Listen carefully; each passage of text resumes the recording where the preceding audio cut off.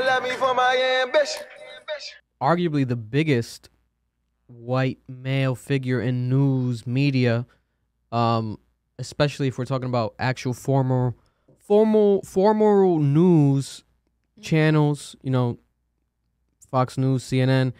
It doesn't really get bigger than Tucker Carlson, and he actually tweeted this. I saw this video that someone posted on YouTube, like on a regular YouTube channel, but then I researched it more and I realized that he actually tweeted this last night, 8:53 p.m. Tucker Carlson, July 5th, 2022. From his Twitter account, it reads, "Why are Democrats holding back the very talented Tiara Mack?"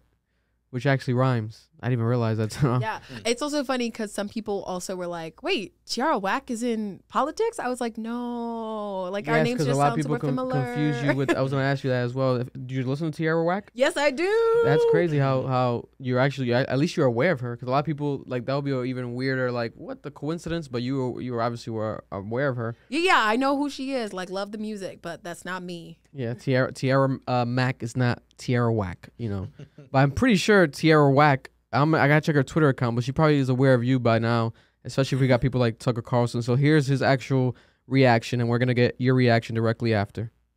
You have to wonder why it's left to this show, of all places, to announce the rising star, the next rising star in the Democratic Party. But it is, so we're going to. It's a woman called Tiara Mack. You never heard of Tiara Mack? Well, maybe that's because she's a state senator in the country's smallest state, Rhode Island. And you have to wonder why. This is a woman with demonstrated talent who has, as she announced, yeah, there's like slowly panning in. An Ivy League degree. He really wanted to take a look. Brown, but still technically Ivy League. Famous people send their kids there. Whatever, it's Brown. You should be impressed. And she's an amazing performer. Here's her latest campaign ad.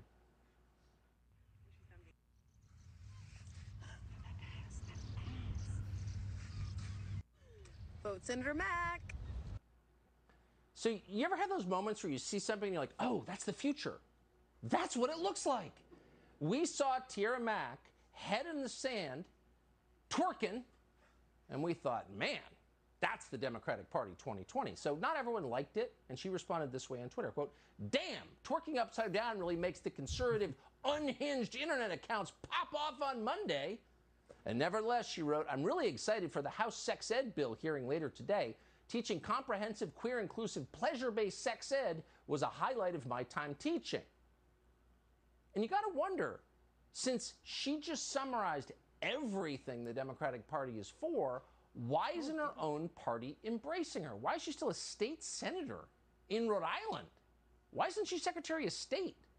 Why aren't they pushing her for president? Oh, she's not old enough. Really? Because the racist Constitution said she's not old enough? Why not change the Constitution? Why not make Tiara Mack your standard bearer in 2024? But they're not. They're pushing Joe Biden, who's like... Lagging. It would lag. Oh, damn. I mean, he goes on. Come on, Tucker. That's a great angle of me, too. 100 years old, pale, stale Joe Biden, and then Hillary Clinton and Pete Buttigieg. Again, talk about systemic racism. Tiara Mack, 2024. She ought to run with the guy in the dress who oversees Biden's nuclear waste program. That's Sam Brinton. He's our new Deputy Assistant Secretary for Spent Fuel and Waste Disposition. Deals with the spent fuel rods. He's also got something called a puppy fetish. How do we know this? Well, it's all over social media. So, of course, he's in the Biden administration. So he ought to be right up there with Tiara Mack. And then they should go a step further. Why not make Rachel Levine head of DOD? He's already an admiral. Come on now. Be honest about who you are. People appreciate it. Tiara Mack, 2024. So, talk about, wow. Tucker Carlson literally, we should have counted how many times he said her name, because it was not just once, definitely. Yeah. So, I wonder how many times he went back to that picture, though. Yeah, he definitely he definitely had a thorough segment on you. And I personally, I watch both. Like, I try to watch news from CNN and Fox News to get both sides of it. But specifically Tucker Carlson, for the most part, I just find him amusing. I really don't take him very seriously because I don't agree with a lot of the stuff that he states. But I was like thinking overnight, I'm like, I wonder if he's going to speak about Tiara. And here we have it. What is your response to Tucker Carlson? I have actually I've only seen clips of him and memes of him. And so I know that he's like this like right wing, like it boy in conservative media, but it was just like really funny when I had friends where they're like, oh my God, Tucker Carlson said your name. And I was like, oh, the meme guy, the guy from the memes, like cool. And I knew it was going to be something equally as like ridiculous as exactly what happened. So I am unfazed by it because like at the end of the day, it was an 8-second video and he's suggesting that I should be president and change the Constitution, and like also had some like anti-transness thrown in there. It was just like, it's so ridiculous and so flamboyant that it's just like, okay, like what is your actual argument though? Like he doesn't point to anything being wrong in the video. He doesn't actually have an argument about blackness, like a class, like he doesn't say it's classless. He doesn't really provide anything other than like the flamboyant nature of like this popping on his desk and him having to go off the cuff about some like bodacious woman who like happens to be like now a household name. But yeah, I think it's amusing. But I think it also led to a lot more people giving me a phone call on my senator phone number, calling me the N-word. It's no secret that he is someone who has radicalized many white supremacists across the nation who listen to that channel and feel that America is slipping from their like fingers and they have to protect their communities by getting others outside of it. And so after that segment aired, I got phone calls from like 8 p.m. to like 4 a.m. this morning, and most of them are calling me the N-word.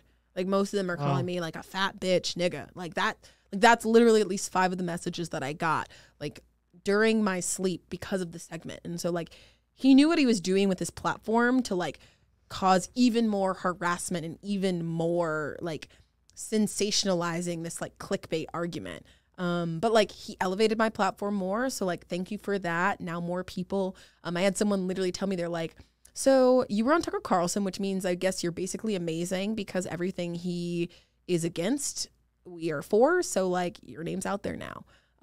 But yeah, like thanks for sending some more racists my way. And other than that, like this is on track with everything that I've heard about him and his platform. And it's pretty consistent with not for me, not my people, not many people I know listen to him and like follow it. But like now that I know it's out there. Yeah, because millions of people watch. Allegedly. Yeah. No, just kidding. Unless the numbers are skewed. Yeah. But yeah, millions of people watch him on a weekly, nightly basis. So you literally felt, unfortunately, obviously in your situation, the domino effect of said Tucker Carlson. Yes. That is, interesting to hear from a first person perspective, actually. Someone that went through it, because obviously you said that you've received similar calls in the past, especially after now the twerking video being posted, but with the Tucker Carlson actual segment on you, which for those who obviously didn't understand it was sarcasm.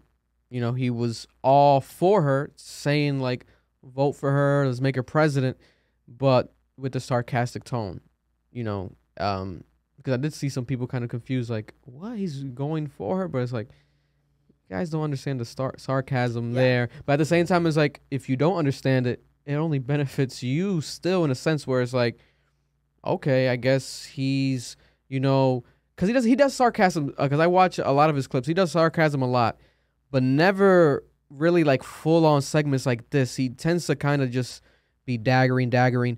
With you specifically, I guess he just decided to make it more that's the power theatrical. of the booty. Yeah, I'm joking. The power of the booty, that's crazy. I would imagine you and Tucker doing a dance battle or a twerk off. Right, winding up on him. You wish. Oh man, I don't know if Tucker can handle that. Thank you for watching that podcast clip right there from the CA Podcast Cap. Make sure to watch the full episode on the Club Ambition YouTube channel.